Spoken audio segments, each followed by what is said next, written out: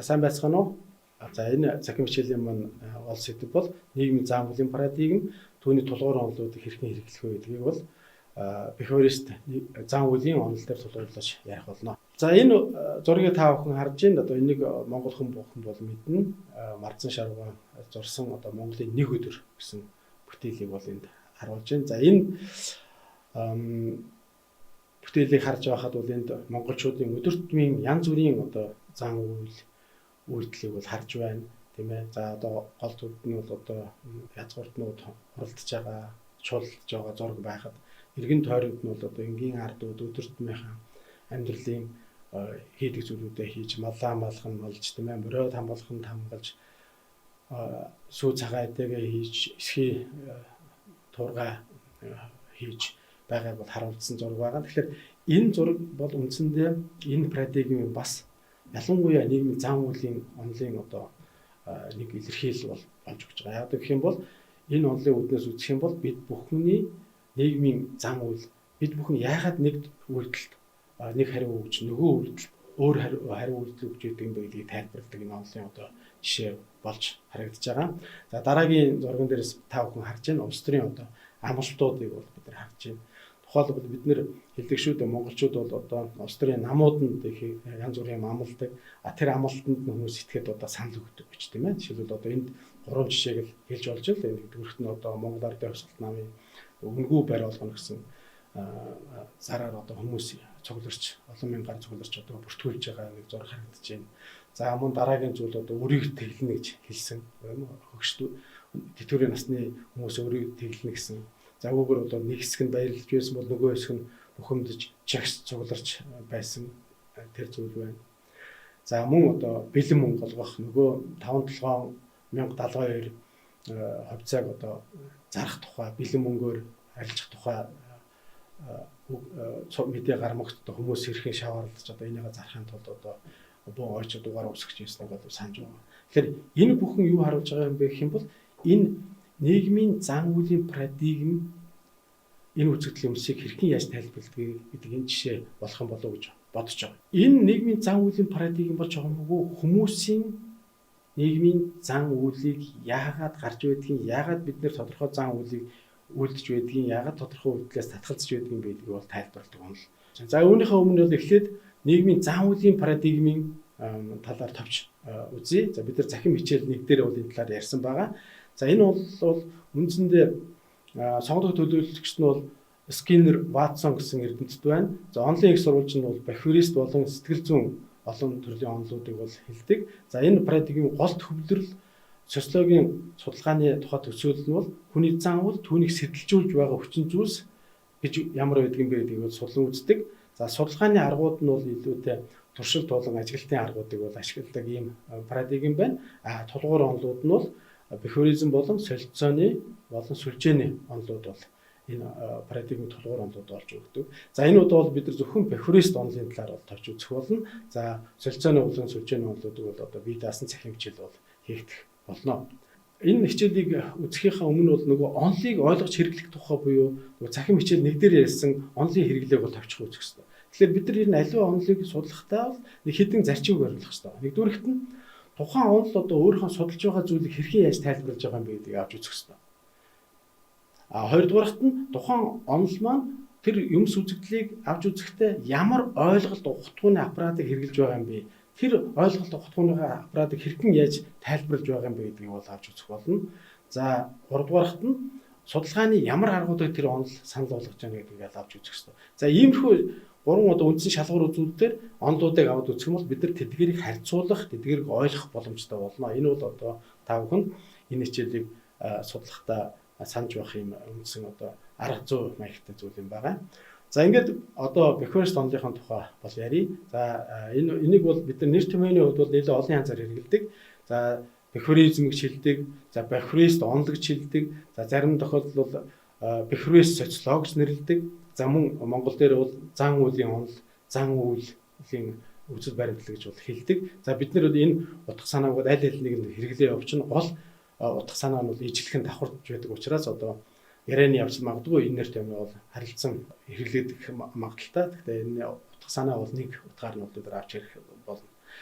За ер нь бол Бухарест онлын ач холбогдол бол нэгдүгüүрт нь нийгэм болоод байгалийн шинжилгээ ухааны хамтан ажиллагаанд ихэхэн түлхэж болсон байдаг.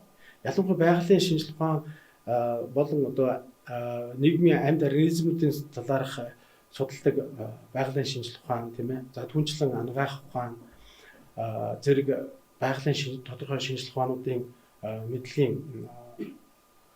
олд амжилт нь нийгмийн онолууд дээр нэлээд одоо хүчтэй тусч ажиглагдсан байдаг.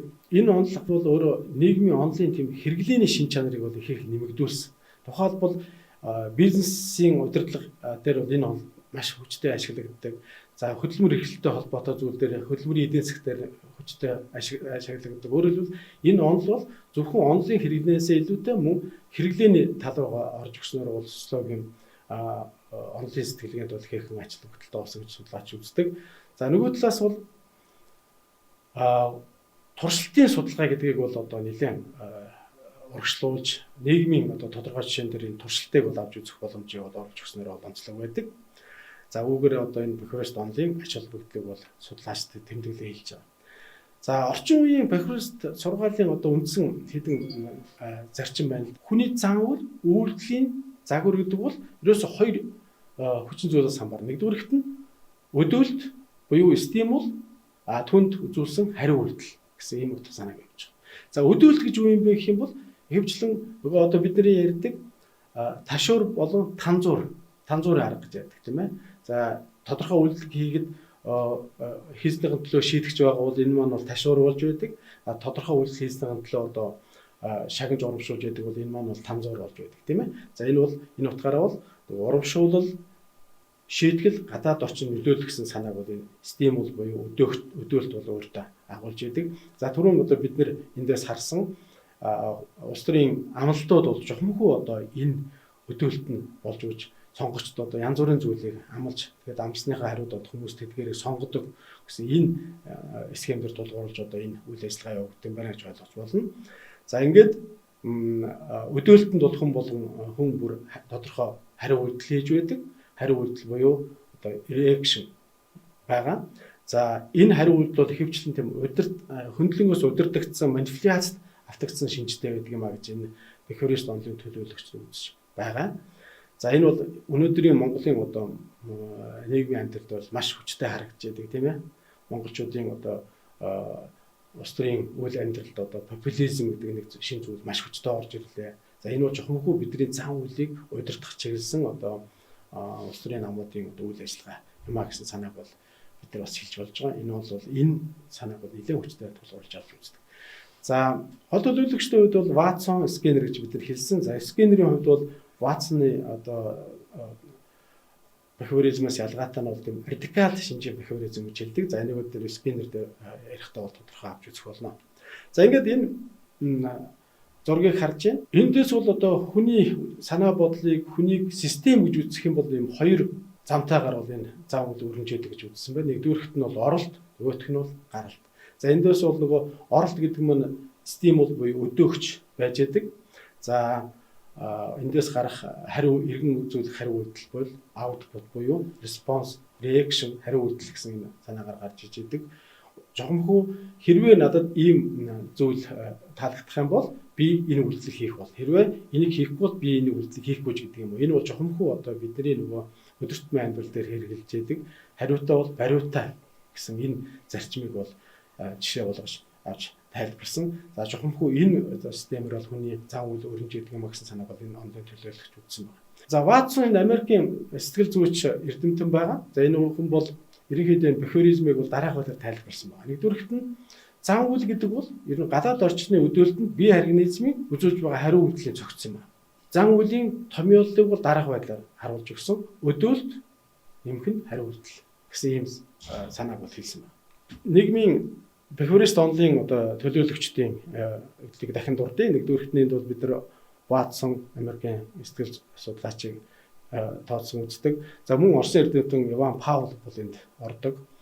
За Эдвард Торндайк буюу нийгмийн зан үйлийн онолын одоо бас нэг төлөөлөгч гэж энэ хүнийг үздэг байгаа. За ингээд мөн одоо скэнер ялангуяа скэнерийн бол одоо радикал зан үйлийн онолыг бол бид нар энд чухалчлан үздэг. За ийм одоо гол төлөвлөгчтэй байна. За эндээс бол бид нэр Ватсон, Пауло, Скиннер нарын одоо үзэл баримтлалыг товчхон авч үзье. Ягаад гэх юм бол Торндайкийн одоо үндсэн санааны бол хүмүүсээр давтагдж гардаг учраас бид энийг үзэх шаардлага гэж үзэж байна. Дараагийн одоо слайдаас бол та бүхэн Пауло болон Скиннер нарын одоо үзэл баримтлалыг бол хооронд харьцуулсан зураглалыг бол харж байна. За Паулогийн хувьд бол өдөөлт нь бол үл нөхцөлцсөн өдөөлт байдаг. За Скиннерийн хувьд бол мөн үл нөхцөлцсөн өдөөлт бол өдөөлтийг хоол унд гэдэг жишээн дарааж үзсэн байна. За үл нөхцөлцсөн хариу үйлдэл бол Пауло дээр шүл салсгарах, за Скиннер дээр мөн одоо шүл салсгарах, шүлс ялгарах гэсэн санаа хэлж байдаг. За харин одоо ялгаатай зүйл нь бол нөхцөлцсөн өдөөлт гэж санааг бол Пауло гаргаж ирж байгаа. За тухайлбал нөхцөлцсөн өдөөлтөөр Пауло бол хонх дуграх гэсэн жишээн дарааж тайлбарласан байдаг. За хариу үйлдэл бол Скиннерийн хувьд бол энэ нөхцөлцсөн өдөөлт түүний хариу үйлдэл бол бариулыг дарах гэсэн нэг жишээ авсан байдаг. За энэ бол үндсэндээ урамшуул шагнал буюу хоол хүнс гэсэн жишээн дээр бол энэ Скиннер бол энэ санааг тайлбарласан байдаг. За ингээд энэ өдөөлтүүд явмагц нөхцөлцсөн хариу үйлдэл Пауло дээр бол нөгөө шүлс асгах гэсэн санаа давтагдж байна. Харин Скиннер дээр бол нөхцөлцсөн хариу үйлдэл буюу бариулыг дарах нөхцөлцсөн урамшуул нь бол шагнал буюу хоол хүнсгсэн байдлаар илэрч гарч ирдэг юм а гэсэн санааг бол хэлсэн байна. За энийг одоо энэ дараах зураг дээр харъя л да. Тухайлбал энэ дээр харахад одоо жишээлбэл гэрэл асахад энэ холго нь бол одоо тэр бариул дээр дарж байна. Ингэж бариул дээр дармагц тэр нөхөр бол одоо хоол хүнсний зүйл орж иж идэг тийм ээ. Тэгэхээр энэ бол юм нөхцөлцсөн хариу үйлдэл болж хуурж байна. Бариулыг дарах өдөөлт нь бол гэрэл асах тийм ээ. Тиймээс холго нь бол энийг давтан хийсээр бод энэ зан үйлийг эзэмшсэн байна. Гэрэл асмагч тэр бариулыг дарахад хоол гарч ирнэ гэдэг бол тухайн одоо үйлдэл бол тайлбарлаж өгсөн. За энэ бол үндсэндээ одоо Пауло болон Скиннер нарын одоо үйлдэлийн схемийг бол энэ зураглалаар бол тайлбарлаж болж байгаа. Энэ утгаараа бол саяны одоо хэлсэн төлөөлөгчдийн үзэл баримтлалуудыг ингээд зангидаад хэлэх юм бол хүний цаан үйл гэдэг бол гадаад орчин нөлөөллийн үр дүн гэж байдаг тийм ээ. За хүний оюун ухааны хүчин зүйлийг харгалж үзэхгүйгээр хүний одоо цаан үйлийг жохомхоо энэ нөлөөллийн дээр түшиглээд бол шинжлэх ухаанч байдлаар судлах боломжтой гэж үздэг. Хэрвээ та бүхэн символик интерфейс донлыг санаж байгаа бол жохомхоо энэ санааг бол бэлэгдэлт харилцан үйлдлийн онолд төлөөлж шүүмжлэг үздэг тийм ээ. Бахиористууд бол хүний оюун ухааны хүчин зүйлийг төдийлөн олон үзэхгүй байна. Харин символик интерфейс донлын төлөөлөлтөд бол энэ оюун санааны хүчин зүйлийг бол нэгдүгээр тавьж үздэг. За хоёрдугаарт нь бахиорист онлын нөлөөд нь бол дотоод хүчин зүйлийг үл харгалзан зөвхөн гадаад хүчин зүйл дээр болгоод ачаал хөдөлгөөн өгч байна. Гэхдээ энд нэг зүйлийг анхааруулж хэлэхэд Скиннерийн радикал бахиорист онол бол хүн өөрийнхөө зан үйлийн шалтгаан болж болдго юм гэсэн санааг бол хэлснээр одоо Ватсны онлоос ч юм арай өөр санааг хэлж гиснээр онцлог байдаг. За ингээд бахиоризм бол дараагийн нэг зарчмаа бол ер нь нийгмийн хүний зан үйлийг илүү бодит байдлаар судлах хэрэгтэй. Бодитоор судлах хэрэгтэй гэж үздэг. Яагаад гэх юм бол хүний зан үйлийг сэтэлжүүлж байгаа хүчин зүйл нь гадаад хүчин юм бол гадаад хүчин зүйл нь бол эзэн аймагт хүнээс ангид бие дааж орж байдаг, биднээс үл хамаарлалтаар орж байдаг учраас үнийг илүү бодит байдал гэж хүлээж авч судлах хэрэгтэй гэж үздэг тийм ээ. Одоо тухайлбал хүн одоо ямар нэг үйлдэл хийснийхаа төлөө шагнал авах, отон медаль авах тийм ээ. За тэр бол отон медаль өгөх хэсэг нь бол энэ бол биднээс үл хамаарсан зүйл байдаг тийм ээ. Харин энийг өгөх хүн нь бол байгууллага нь бол эрх мэдэл бүхий одоо байгууллага албан тушаалтан байдаг. Энэ бол биднээс үл хамаарсан байдлаар байж идэг гэж тайлбарлаж болохоор байна. За тэгээд хүн одоо медаль авсан бол тэр үйлдэлээ давтан хийх сонирхолтой. Тэр сайн ажилласан бол сайн үргэлжлүүлэн сайн ажиллах, сайн эрдэмтэн байсан бол илүү шинжлэх ухааныхаа бүтээлийг арвижуулахыг тэмүүлэх боломж гэдэг юм. Ингээд нөгөө стимул, реакшн буюу өдөөлт, харилцан, хариу үйлдэл гэсэн энэ схем явдаг юм а гэсэн санаа хэлж байгаа учраас илүү тийм объектив байдлаар хүний зан үйлийг судлах хэрэгтэй гэж үздэг юм байна. За мөн бахиорист онлын үднэс бол ер нь хүний зан үйл бол эерэг хийгээд сөрөг байдаг. За эерэг хийгээд сөрөг зан үйл гэдэг маань бол жохомхоо нийгэмд үзүүлж байгаа мөн нийгмээс хүлээж авч байгаа нийгмээс үзүүлж байгаа хариу үйлдэлийн онцлогоос хамааран гэж ангилагдана гэж бол үзсэн байгаа. За ингээд бид нэр хэдэн зургуудыг энэ тааганд харуулъя. Хүний эерэг болон сөрөг үйлдэлүүдийн жишээг бол бид эндээс харж болно. За тэгвэл эерэг үйлдэл гэдгийг бол эерэг зан үйл гэдгийг бол бихваристууд юу гэж тайлбарладаг гэх юм бол нэгдүгээрт нь нийгэмд нийтээр хүлээн зөвшөөрч дагаж мөрдөж буй үнэт зүйлс үнэлэмжтэй нийцсэн байх ёстой гэж үзэж байгаа. Хоёрдугаарт нь нийгмийн хэм хэмжээ хууль эрх зүйн засаглалыг дэмжиж хуулийн засаглалыг бол дээдэлж үздэг ийм зан үйлийг бол эерэг зан үйл гэж үздэг байх нь. Түүнчлэн эерэг зан үйл бол нийгмийн гишүүдийн амар тайван байдал, аюулгүй эрх чөлөө эрхээ эдлэгт саад тодохор учруулах тохиолдолд бол альва зан үйл бол өөрөө нийгмийн эерэг зан үйл юм а гэж бол энэ олон төлөөлөгч үздэг юм байна. За харин сөрөг зан үйл одоо саяны одоо хэлсэн зүйлүүдийн эсрэг нэгдүгээрт нь бидний даган мөрдөж байгаа үнэт зүйлстэй зөрчилдсөн, бидний дагаж мөрдөж байгаа хэм хэмжээг зөрчсөн, хууль эрх зүйн засаглалыг үүсгэсэн. За мөн одоо нийгмийн гишүүдийн эрхт халдсан тийм ээ нийгмийн гишүүдийн эрхээ эдлэх саад учруулсан үйлдэл бол одоо өөрөө сөрөг үйлдэл юм ба гэсэн санааг бол энэ онлын төлөөлөгчд бол авч үздэг байна. Бид бүхэн бол одоо нийгмийн зан үйлийн парадигмын одоо тулгуураар тулгах Бихварист онлыг бол тавьж авч үзлээ. За одоо та бүхэнд даалгаврыг өгье. За даалгаврын маань уламжлалт маягаар одоо 3 шатаар явах болно. Нэгдүгээрт нь мэдлэгээ баттгах, хоёрдугаарт нь онл парадигм харьцуулж үзэх болно. Гуравдугаарт нь онлыг хэрэглэх үү гэсэн энэ зарчмаараа явна. За та бүхэн мэдлэгээ батгах хэсгээр бол социологи яагаад олон парадигмд шинжлэх ухаан юм бэ? За мөн нийгмийн зан үйлийн парадигм түүний тулгуур онолууд гэж юу юм бэ гэдэг зүйлийг бол дахин давтан үзэх ёстой.